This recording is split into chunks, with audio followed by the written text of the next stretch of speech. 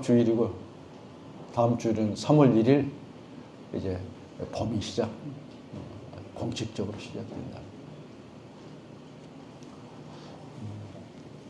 우리 태범이 또 친구들과 함께 가까운 친구들과 함께 오늘 예배에 참석해 주셔서 너무 감사하고 우리 두 친구들 또 전번에도 왔는데 너무 감사해요. 네. 우리 예쁜 친구들 아주 이제 중2 이렇게.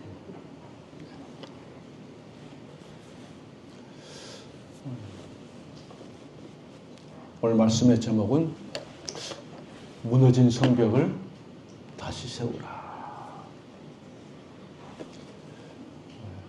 오늘 느헤미야 말씀의 중심적인 사람이 바로 주인공 느헤미야. 그 당시 유대 민족은 나라가 망하여서 바벨론에게 처참하게 망하고 그 백성들은 세 차례에 걸쳐서 다 이연말 이제 바벨론에 끌려갑니다.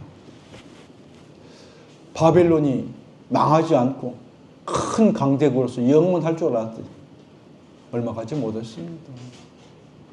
페르시아라는 신강대국이 일어나서 여지없이 바벨론을 무너뜨린 것입니다. 세상 나라 큰 대제국도 오래 갈 것 같지만 하나님의 역사 가운데 오래 가지 못합니다. 자, 이제 느헤미야는 참 안타깝게도 자기 할아버지가 1차로 바벨론에 끌려갔습니다. 끌려가서 거기서 아버지를 낳고 거기서 아들을 낳고 포로 3세대라고 할 수 있습니다. 유대 포로의 후손입니다. 그런데 오늘 보니까 이 느헤미야라는 사람이 페르시아의 왕궁 아닥사스다 왕 때의 그 수상 궁정에서 오늘 있는 것이 성경에 기록되어 있습니다. 그가 맡은 직책은 술을 맡은 관원이다. 그렇게 기록되어 있습니다. 술 맡은 관원은 그 당시에 왕의 총애를 가장 많이 받고 있는 장관입니다. 그 당시에는 그 음식을 통해서 이제 왕이나 또 주요 자리에 있는 사람들, 그래서 그것으로 죽이는 경우가 많았습니다.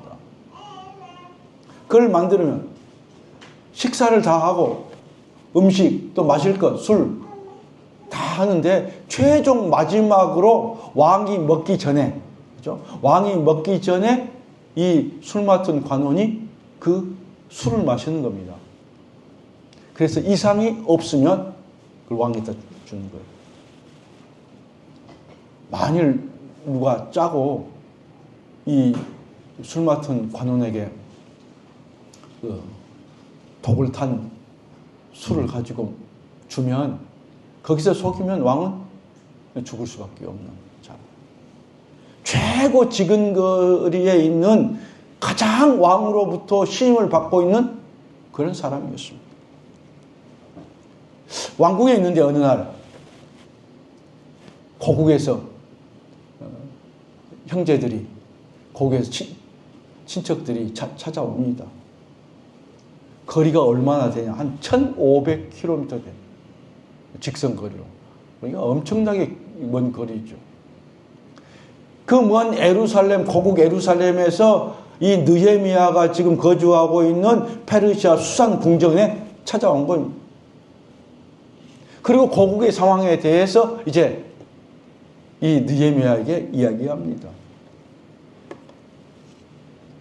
생각지 못한 놀라운 이야기를 듣습니다.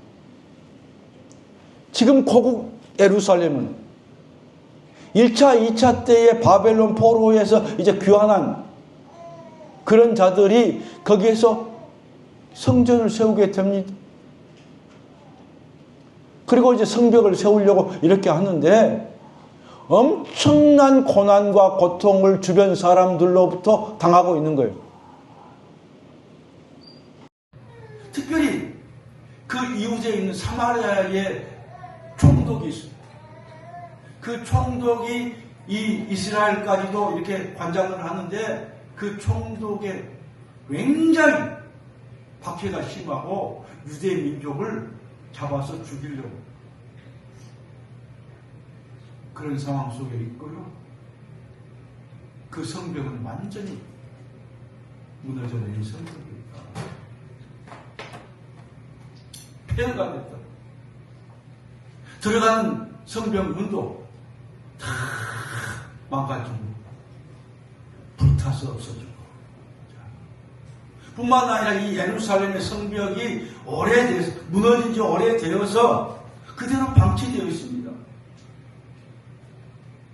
성에는 이제 성벽이 튼튼해야 적들이 들어올 수 없는데 성벽에서 맞서 싸우는데 성벽이 허물어지니까 주변에 수많은 나라들이 계속해서 이스라엘을 계속해서 예루살렘을 공격해 옵니다. 뭔가 조금 모아놓고 뭔가 농사 좀 지어놓으면 와서 여지없이 다 빼앗아가고 죽이고 불태웁니다. 거기에 있는 사람들은 사는 것이 아니라 사는 것이 너무 고통스럽습니다. 오늘 이 예루살렘에 오늘 이스라엘이 안타까운 소식을 이제 그 고국에서 온 그 형제들이 느헤미야에게 전달해 준 것입니다. 이 말을 들은 이 느헤미야는 오늘 어떤 반응을 하고 있는가? 왜 고국에서 이렇게 힘들고 어려운 일들이 고국에서 일어났는가? 그 이유가 무엇인가? 이 느헤미야는 생각해 봅니다. 곰곰이 생각해 봅니다. 그러면서 한편 마음으로는 나는 가본 적도 없고 난 잘 알지도 못하는 우리 아버지 할아버지의 고향 포구 거기에 대해서 깊이 생각을 하게 됩니다. 어떻게 해야 그 나라를 살릴 수 있을까? 어떻게 해야 이 무너진 성벽을 다시 세울 수 있을까? 재건할 수 있을까? 왜 그럽니까? 성벽이 재건해야 백성들이 편안하게 살 수 있기 때문에. 오늘 느헤미야의 모습을 통해서 오늘 무너진 성벽을 우리가 어떻게 세워야 되는지 함께 살펴보자. 오늘 말씀은 한 나라의 성벽, 예루살렘 수도의 성벽에 무너진 것을 세우는 것뿐 아니라 오늘 여러분과 저의 삶 가운데, 가정 가운데 무너진 성벽이 있습니다. 잃어버린 성벽들이 있습니다. 오늘 말씀을 통해서 우리의 성벽을 다시 한번 세우고 그 속에 다시 일으키고 그래서 정말로 그 속에서 믿음으로 승리하는 여러분의 가정들, 여러분의 가족들, 특별히 여러분의 자녀들이 되기를 주님의 이름으로 간절히 축복합니다. 첫 번째, 자신이 속한 공동체에 대한 의식을 갖는. 다시 말해서 자신이 속해 있는 공동체, 그 속에는 우리 자신의 문제가 무엇인지를 분명하게 인식하는 게 중요합니다. 아무런 문제의식 없이 그냥 이렇게 사는 것이 그냥 적당하다고 생각하면 발전이 없고 그대로 머물러 있는 거예요. 왜 이런 일이 일어났지? 왜 나라가 이렇게 거들려 버렸지? 성벽이 이렇게 완전히 황폐되었지? 왜 우리 가정이 그렇지? 왜 내가 그러지? 왜 우리 자녀들이 그러지? 거기에 대한 문제의식을 가지고 있어요. 특별히 우리는 혼자가 아닙니다. 공동체에 대한 의식을 가지고 있습니다.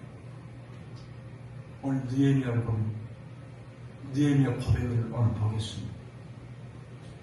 오늘 나라가 이렇게 망하고 성벽이 이렇게 무너진 것은 바로 나와 내 가족이 범죄했기 때문에 범죄한 결과라고 오늘 말하고 있습니다. 여러분 그렇습니까? 나라가 망한 것이 내 잘못입니까? 나라가 어려움 당한 것이 여러분의 잘못입니까? 6절 하반절 같이 합니다.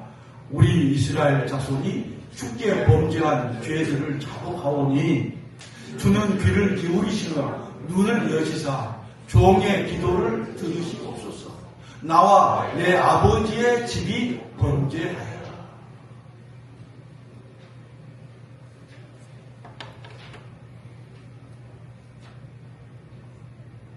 무슨 의식이에요?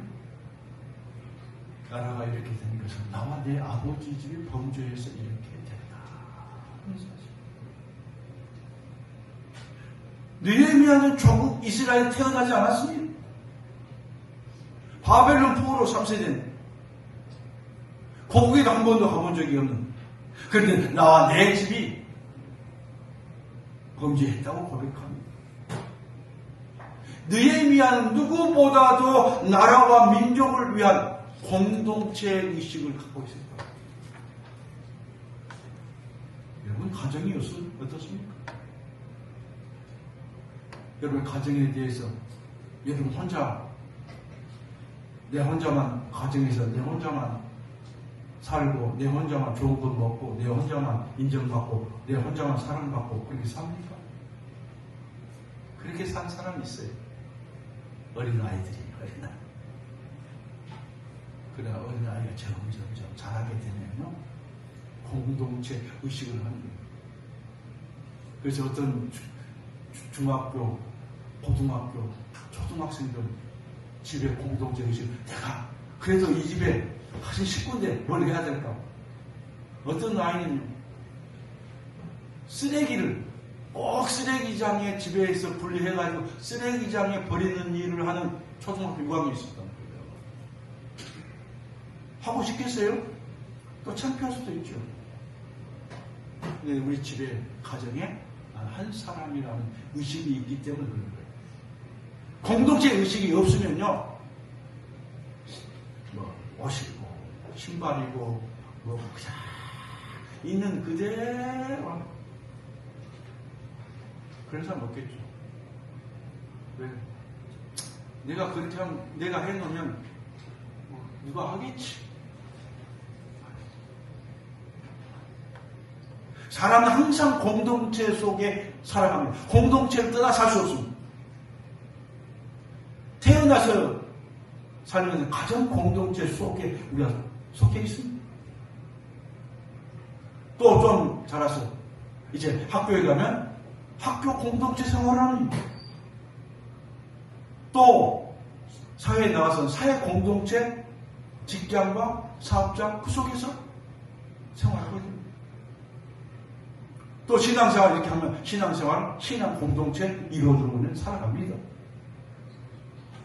그 속에 살아가면서 자신이 속한 공동체에 여러 가지 생각지 못한 그런 일들이 일어납니다. 공동체가 항상 기쁘고 즐겁고 천국인 공동체는 없어요. 교회도 그렇습니다.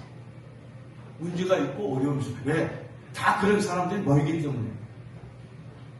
다른 사람은 다 천사 되기를 바라는 마음이 있으면 좋겠죠. 그런데 내가 천사가 아닌데 다른 사람이 천사겠어요? 아니.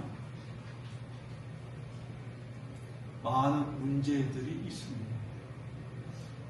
그런 문제들이 있지만 그 속에서 한 사람 한 사람 공동체, 난 그 공동체 일원이다.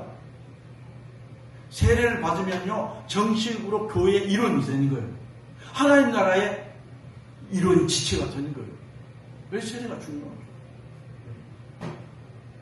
그래서 그 속에서 공동체 일원으로 내가 무엇을 할 것인지 각각 내게 주어진 일을 내가 감당하면서 지체로서 살아갑니다.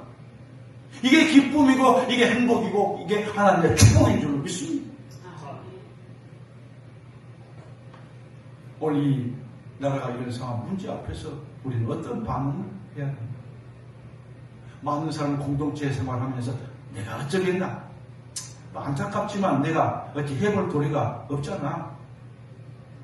더 나아가서 자기중심적인 사람은요, 나는 그 관심 없어. 하든지 말든지. 누가 하든지, 예전에서 하든지 말든지, 교회 학교 하든지 말든지. 나만 행복하면 되고, 나만 은혜 받으면 되고, 나만 축복받으면 되지. 그까짓 거 신경 쓸 여력이 내 할 일도 많은데. 그렇게 사는 사람도 가끔 있어요. 제가 보기 우리 교회에 없는 것 같아요. 한번 같이 도와주고, 한번 하고, 물어봐주고, 한번 내가 뭘 할 일이 없냐고. 얼마 전까지만 해도 우리나라가요, 세계적으로 마약 천성군, 왜 치안이 또 잘 돼 있거든요. 근데 이제는 그것이 옛말이 되어버렸다. 왜 잘 아시죠? 상상할 수 없는 방법으로 마약이 우리나라에 계속해서 좀 들어오고 있습니다. 지방은 뭐 그렇게 심각한데 수도권 의 청년들이 굉장히 심각합니다. 19세 이하 청소년들 여기도 마약이 굉장히 지금 확산되고 있고 증가되고 있는 실정이다. 통계를 보니까요. 얼마 전에 외국에서 수입 자전거가 좋은 자전거가 수입해 왔는데 그걸 이제 세관에서 뭔가 보니까 이상이 있다. 그래가지고 이 자전거의 대장 나이 거기를 이제 용접으로 해가지고 그걸 잘라보니까 그 속에다가 마약을 숨겨서 수입해서 들어왔다. 누가 알겠어요? 어떤 데는 저 밑창에다가 거기다가 숨겨온다. 그래서 거기에 산소 용접으로 딱 해가지고 뜯어가지고 그 속에 넣고 위에 산소 용접해버려요. 그 하려면 그거 뜯어내야 되는 거죠. 수단과 방법을 가리지 않고 들어오게 됩니다. 마약과 약물 중독은요, 자신의 인생을 망치고 또 평생을 후회하게 합니다. 뿐만 아니라 사회에 엄청난 악영향을 준 것이 바로 마약입니다. 우리도 거기에 청소년 조치해요. 우리 자녀들도 노출되지 않도록 늘 관심을 사회에 갖고 있어야 돼요. 여러분, 우리나라 출산율이 얼마입니까? 통계 2025년 작년 건 안 나왔고요. 24년 통계를 보니까 출산율 그 전에 23년에도 마찬가지로 24년에도 OECD 국가 중에 최하위 OECD 39개국 39개 나라 중에 39개 불명예죠. 0.75 1위가 어딜까? 이스라엘. 몇 명인 것 같아요? 2.9명. 지금도 이스라엘은 평균 생육期나오고 있다. 미국 어떨까요? 1.6명. 이웃나라 일본 1.2명. 2020년부터 우리나라 이제 출생한 숫자보다도 사망한 숫자가 더 많습니다. 출생은 적게 하는데 사망이 많을 거예요. 그렇게 하다면 인구가 줄어들고 2020년부터 인구가 자연 감소하고 있다.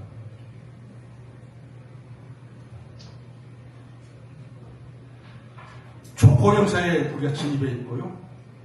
고령화. 근데 높은 지금 노인 빈곤율이 이제 올라갑니다. 젊은이들이 나중에 커서 부양할 사람들이 많이 늘었거든요. 실업률 맞아서 이렇게 최고치를 기록하고 이런 당면한 일들, 이런 문제들이 우리나라에 있습니다. 자, 그렇다면 우리 하나님을 믿는 그리스도인들 어떤 자세로 살아가냐? 아니, 내가 공직자도 아니고, 나는 내 문제 해결하는 게 또 내가 힘드는데, 내가 문제가 어떻게 할 수 없잖아. 하면서 핑계할 이유를 이렇게 찾고 있지는 않습니까? 그러나, 우리 그리스도인들, 한 나라의 국민으로서, 한 지역의 시민으로서 공동체 의식을 누구보다도 가지고 있어야만 될 것입니다. 1904년 영국 웨일리에서요, 놀라운 부흥운동이 일어났는데, 당시에 영국의 사회에서 교회가 내리막길을 걷고 있던 거예요. 내리막길의 가장 큰 지표가 뭐냐? 모이기에 힘쓰는, 교회 모이기에 힘쓰지 않고, 또 뭐예요? 기도하지 않는다. 기도의 생명력을 잃어버리죠. 설교를 할 때에도, 주교들이 설교를 할 때에도, 하나님에 대한 말씀, 복음에 대한, 예수 그리스도에 대한 말씀을 전해야 되는데, 세상 이야기를 했거든요. 세상적인 이야기를. 성도도 영적인 것보다 물질적인 것에 더 관심을 갖게 돼요. 천국에 대해서 믿지 않는 교회가 내리막길을 사회적으로 크게 하나님을 떠나는 정말 현상이 영국에서 보여요.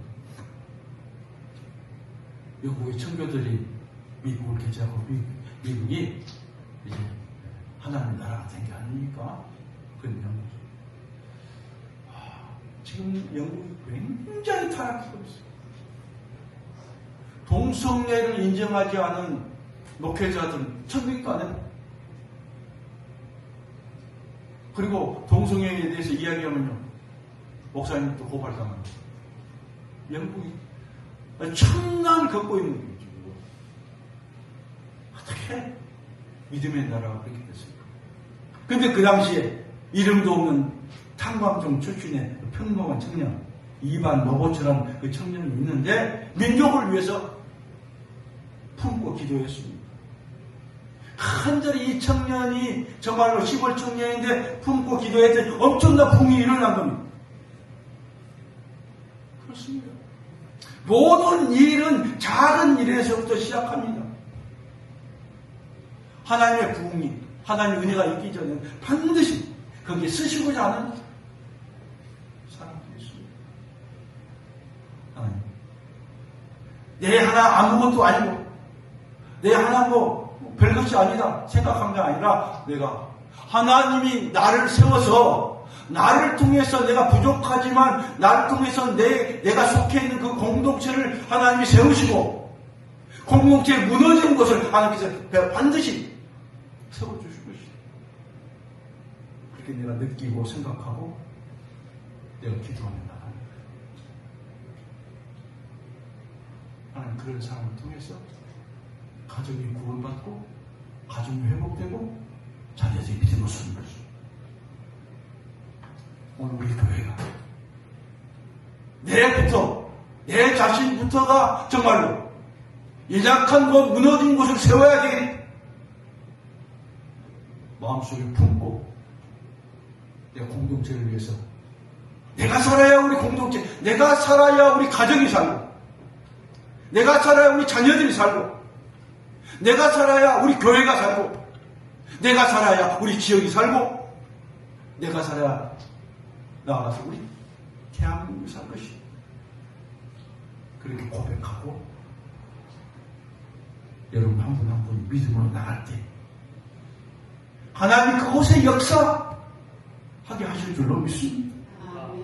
아무것도 모르는 연약한 탄광에 있는 거기서 일하는 청년이 가슴을 품고 일어났던 것 같은 영국 사회가 변화되는 놀라운 역사가 아니에요. 부러진 성벽을 세운 사람 누굽니까? 피폐한 이 땅의 현실을 나와 내 가족, 우리 공동체를 내가 직시하며 나간 사람입니다. 두 번째,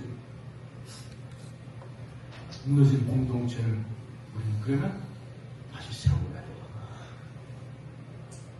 오늘 느헤미야는 고국에 참담한 엄중한 상황을 듣고 슬퍼하면서 금식하며 기도했다.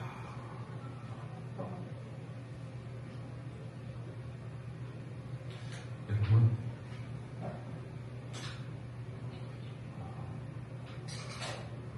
기도가 얼마나 중요할까? 기도한다면 뭐 이루어질까? 그렇게 생각하는 사람들이 많습니다.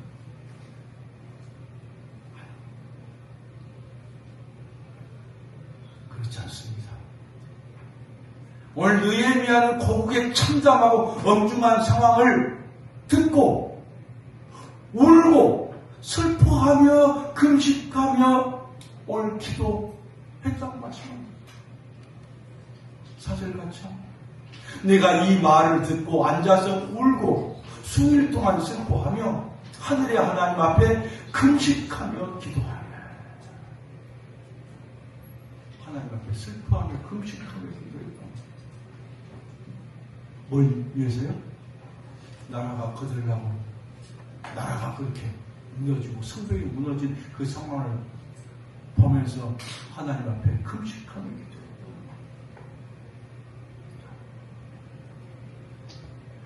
페르시아의 그 중심에서 정말로 그 속에서 화려한 삶을 살고 높은 자리에서 인정받고 살고 있는 이 느헤미야, 온갖 부귀와 영화를 누리고 있는 느헤미야였어요. 그런데 만약 이 느헤미야가 출세지향적이고 자기 보시만 위해서 이렇게 사는 사람이라면 그렇지 않았을 거예요. 조국이 나에게 뭘 해줬지? 어떤 사람은 어떤 나이, 부모가 나에게 뭘 해줬지? 이런 자녀도 있다는 거예요. 참, 부모가 나에게 해준 것이 생각해 보면 한이 없죠. 왜 그런 말을 할까요? 더 좋은 조건, 더 많은 것, 더 큰 것을 내게 더 주었으면 좋은데 그렇게 하지 못했다는 겁니까?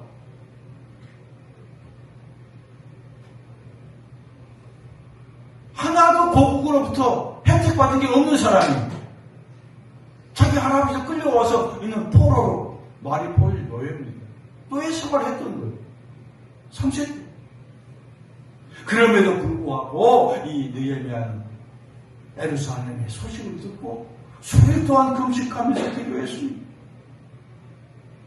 그 말은 뭐예요? 평소에 자기 고국에 대해서, 조국에 대해서 항상 그 마음속에 그것을 품고 있었기 때문에, 그래서 그 이야기를 들을 때에 눈물을 흘리고 통곡하며 기도.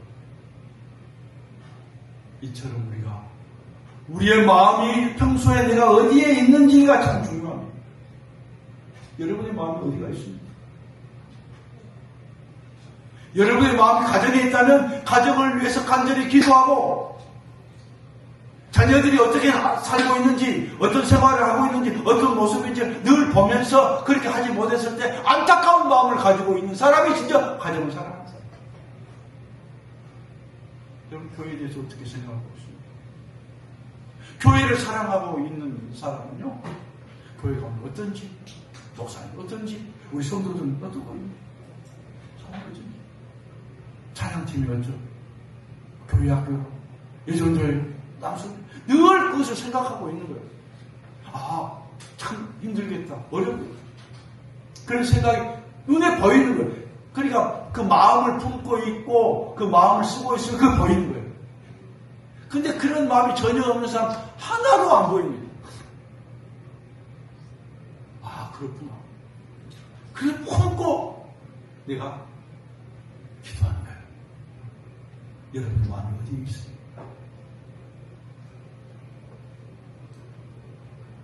그래야 그것을 내가 깨닫고 알게 되고 문제를 인식하게 되고, 그리고 그래야 그것을 가지고 하나님 앞에 내가 기도하며 나가는 거예요. 문제의식을 가지고 있어야 되는 거예요. 자녀들이 잘 되고 하고 있겠지, 저 알아서 잘 하고 있겠지. 그때는 저도 그렇게 그런 마음을 갖고 있고 또 그렇게 했으면 좋겠다 그런 생각을. 그런데 나중에 자세히 기도하며 살펴보니까 그렇지 못한 부분들이 자녀들에게도 있더라는 거예요.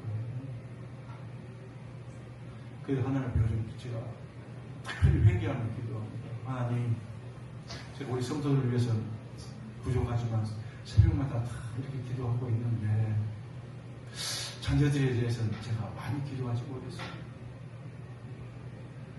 잘 하겠지, 잘 되겠지. 제가 회개하고 완전히 자녀들을 위해서 기도를 다시 시작한 거 안 하는 건 아니겠어요. 관심을 좀 덜 가지는 거예요. 잘 하겠지.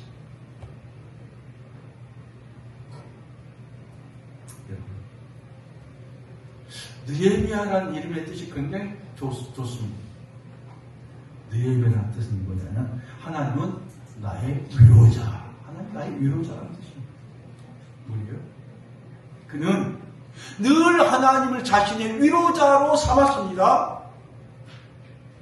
뿐만 아니라 자기 자신 그 시대의 많은 백성들의 위로자로 자기를 삼은 거예요. 참 얼마나 귀한 분이에요. 그러니까 하나님 앞에 내가 은혜를 받고 하나님 사랑이십니다 라고 이렇게 하고 사랑을 받고 끝나는 게 아니라 그 받은 사람, 내가 그 사랑을 다른 사람에게 내가 흘려보내주는 사랑의 사람으로 내가 되는 게 중요하다. 너희가 편하게 살 수 있고 장관으로, 최고의 장관으로 지금에 살 수 있지만 그러나 내가 진짜 우리 민족을 위해서 내가 어떻게 할 것인가? 내가 우리 민족의 위로자가 되어야 돼. 그렇게 생각하면서 사는 사람이 느헤미야였습니다.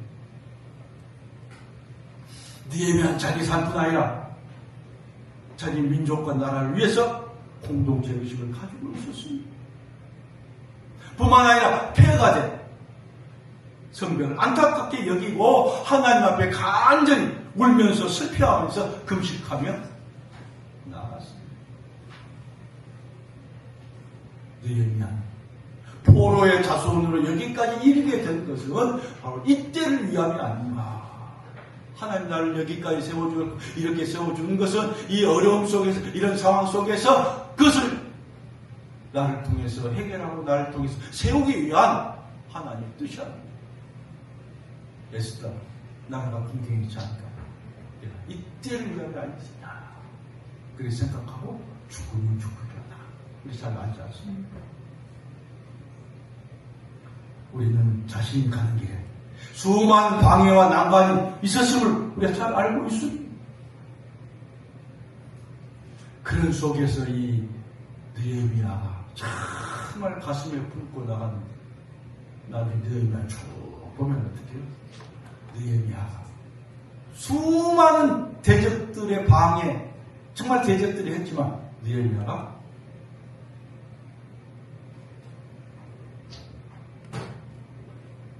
성을 이렇게 세우고 마침내 52일 동안 그 성벽을 쫙 세우는 대공사를 하게 됩니다. 마음을 품고 어려움 속에 마음을 품고 정말 기도하며 믿음으로 나가고 할 때에 하나님이 그것을 이룰 수 있도록 하나님이 반드시 하게 해주신다. 왜? 뭘 하려고 한 겁니까? 그 성벽이 세워지고 그 안에 예루살렘 성벽이 세워지면 그 안에 백성들이 성 안에서 잘 행복하게 안전하게 살고 그리고 그 속에서 하나님 앞에 나가서 성전에서 예배할 수 있고 그 전에 예배할 수 없어요.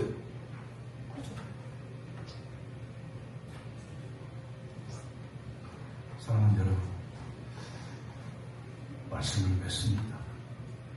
우리 교회 4월 3일 내일부터 4월 3일까지 그러니까 부활절 전날 사순절 기간 동안 무너진 성벽을 세우는 특별 기도를 시작하기를 원합니다. 어떻게 합니까? 하루에 2번씩 기도의 제목을 가지고 매일 아침 6시, 저녁 9시 매일 2번씩 하나님께 우리가 속한 공동체를 위해서 기도할 것입니다. 공동체는 가정, 교회뿐 아닙니다. 다시 한번 무너진 성벽을 다시 세우기 위해서 우리가 기도로 나가는 겁니다. 제가 6가지 주보의 기록이 되었습니다. 첫 번째, 예배의 성벽을 다시 세워야 합니다. 내가 드린 예배에 집중하고 말씀과 은혜가 충만한 그런 예배가 되도록 하나님, 제 자신 예배의 성벽을 다시 세우겠습니다. 두 번째, 기도의 성벽을 다시 세워야 합니다. 힘써서 간구하고 내가 기도하는 거예요. 세 번째, 믿음의 성벽을 다시 세웁니다. 본인과 가족과 자녀들의 기도를 회복하는 것입니다.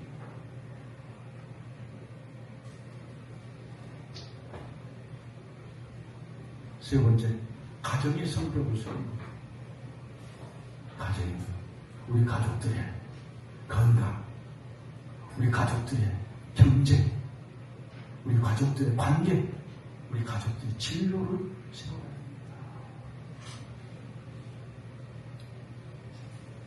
다섯 번째, 생활의 성벽을 세웁니다.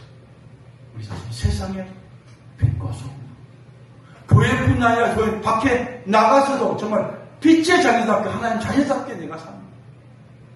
그걸 보고 많은 사람들이 하나님께 너의 착한 행실, 너의 정직하고 거룩한 행실을 통해서 많은 사람들이 영광을 돌리도록 너의 삶을 삽니다.